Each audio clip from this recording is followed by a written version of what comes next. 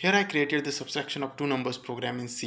तर फर्स्ट मी काय केले subtraction.c नावाने फाईल सेव्ह केली. .c एक्सटेन्शन खूप इम्पॉर्टंट आहे, विसरायचं नाही. त्यानंतर आपला कोड स्टार्ट होतो.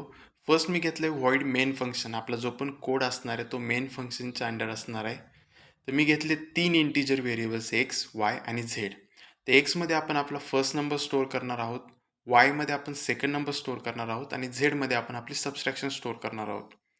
त्यानंतर मी यूज केलं प्रिंटएफ फंक्शन आपला फर्स्ट नंबर एंटर करण्यासाठी. हे एंटर फर्स्ट नंबर हे टेक्स्ट आपल्या आउटपुट स्क्रीनवर डिस्प्ले होईल, पण तो नंबर आपण कधी एंटर करू शकतो ज्यावेळेस स्कॅनएफ फंक्शन यूज करू. तर स्कॅनएफ यूज केला आपण, %d यूज केला आहे. %d हे नंबरसाठी यूज केलं जातं आणि त्याला कशाचा ॲड्रेस दिला आहे, एक्सचा ॲड्रेस दिला, म्हणजे आपला फर्स्ट नंबर एक्समध्ये स्टोअर होईल.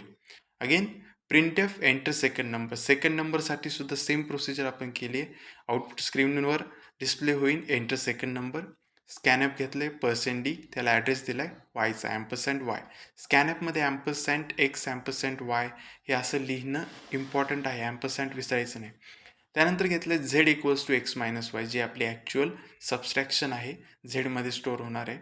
Printf subtraction is %d z. Again %d घेतले, %dमध्ये काय स्टोअर होईल, आपली सबस्ट्रॅक्शन. ती सबस्ट्रॅक्शन कशात असणार आहे, झेडमध्ये. ओके, सिम्पली आता बिल्ड करूया आणि रन करूया. Build and run.